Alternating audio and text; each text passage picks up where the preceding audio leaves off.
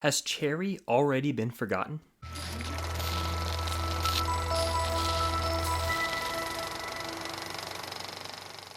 What's going on, guys? I'm Chris, and welcome back to another video. How's it going, everybody?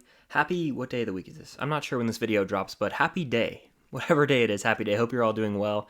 Today I'm going to be reviewing, sort of just giving my experience with the movie Cherry, which obviously came out this year. It stars Tom Holland in the titular role. It's directed by the Russo brothers, the kings of the MCU, many would say.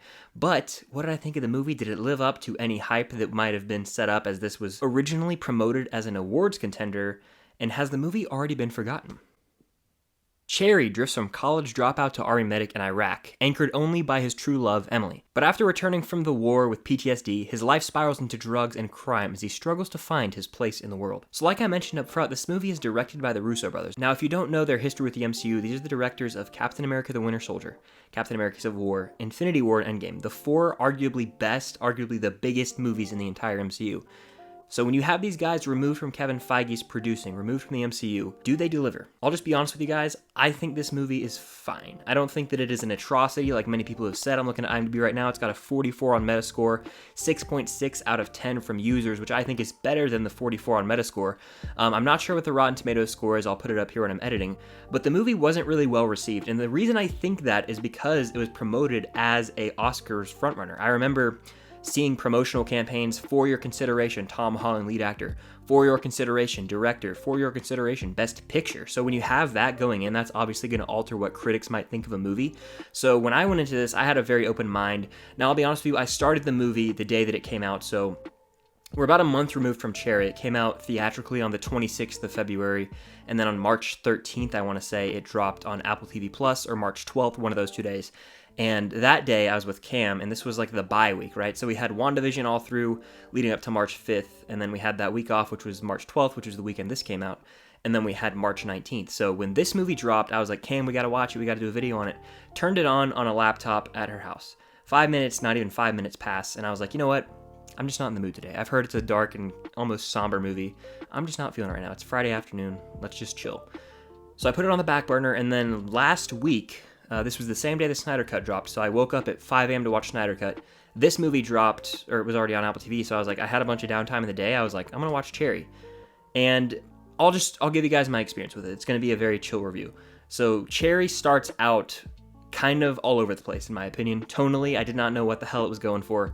Tom Holland is playing this college student, and Emily, his love interest in the movie, that actress is very good, I think, but I can't really get out of my head that she looks so young throughout the entire movie. And we'll get into that later when I talk about some of the makeup used in the movie. But it was really just hard for me to grasp this relationship, and it was all over the place. Like, he would do some drugs and be tripping, and like, it just was a very out of place scene, in my opinion, because they marketed it as like a war drama, a bank robbery heist movie, character study on Cherry and seeing him and his struggle with drugs. So the first 30 minutes of the movie was just wacky all over the place, trying to be like a coming-of-age romance, and it did not work for me at all. When the movie really picked up steam is when he goes over to Iraq, Tom Holland's character, and you get this great sequence. It's almost like a montage of him training, having to shave his head. You get that iconic shot already that people are talking about on Twitter, which lasts hardly any of the time. But nonetheless, it's safe to say it sticks in your head when you watch the movie. But as we see him in Iraq, that's really what stuck out to me. And I believe it was chapter 3 where you get to see Tom Holland's acting chops, where I think that if he were to get a nomination for an Oscar, he's not going to, they would show that clip right there. No spoilers, of course, but there's a scene where he breaks down, and it's just fantastic acting. I was like, Tom Holland, you're a damn stud. I loved you in Devil All the Time. I loved you in this. I loved your voice acting in Onward, and of course, you are Peter Parker and Spider-Man in my eyes. He can do no wrong. Tom Holland has killed it in every single movie I've seen, even removed from Disney and the MCU. He's a great actor. I hope we get to see more gritty roles from him in the future. Hell, he even shines in Chaos Walking, which I think the movie's a stinker. Sorry to disappoint you, Trevor, from Film Geeks, but the movie's not my favorite. Either way, Cherry, I think, has a lot of heart to it in those war scenes. We get to see a camaraderie form. There's even moments where he's on the phone with Emily, and you really get to see Tom Holland go for it. And that's where it stands out as a war drama type movie. Now, of course, it meanders after that when he returns home from the war. He's suffering with PTSD. Again, it's tonally all over the place. Like, when you have the war dramatic type elements of the movie, I think that works perfectly. And honestly, the movie probably should have just focused on that. Because it's broken into chapters like a Tarantino movie or the Snyder Cut, if you will, it's harder to just really get on board with the character, because you'll have him at one point in his life where he's a student, and then he'll go over to the war and you'll get really sucked in and compelled to him, and then he'll go and become a drug addict and you see him doing whatever he can to make ends meet and just being a bum doing drugs. That aspect, again, just felt tonally off because you've got joking, kidding around at the beginning where he's just kind of a kid student. You see him break down in the war. So the PTSD side of him I think is interesting, but the relationship didn't really click for me. I don't know if that makes sense. There were aspects where he would go rob banks, and that was damn good stuff. Truly intriguing, as it felt like a heist-esque movie in my opinion. But then there'd be a supporting character who's a total goofball when he'd be with his friends from growing up. There was one character, I can't remember his name, but he was just, anytime he was on screen, I was like, what is this? What are we doing here?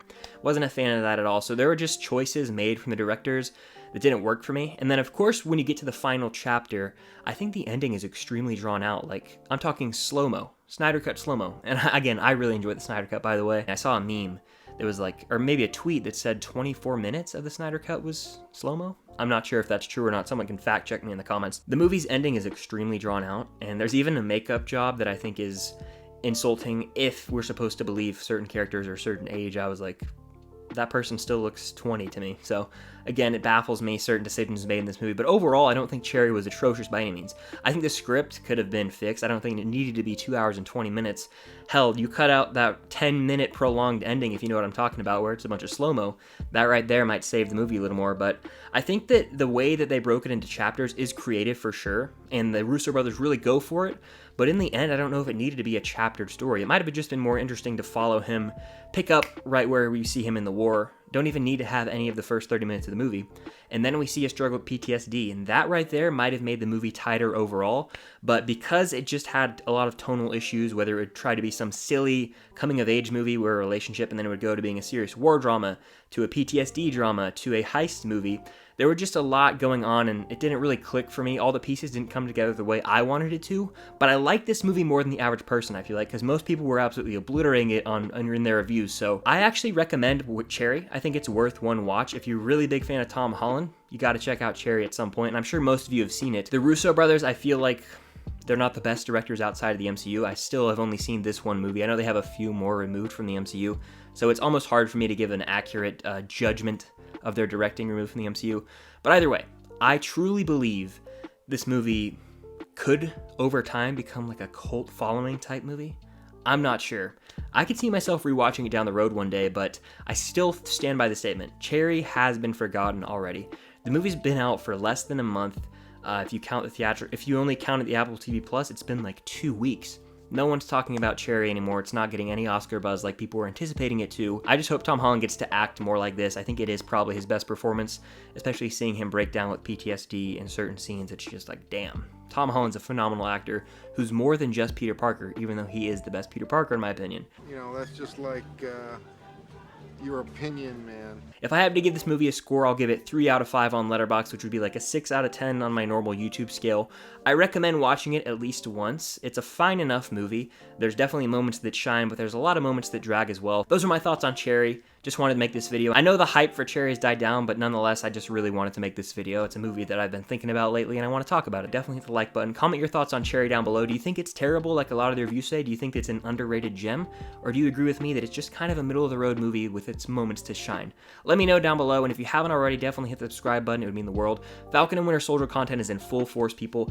Every Friday, I do a watch party with my girlfriend, Cam. It starts at 2:30 a.m. Eastern. We have a ton of fun watching the episode live, and then, of course, we put out a review for it as well, so stay tuned for that.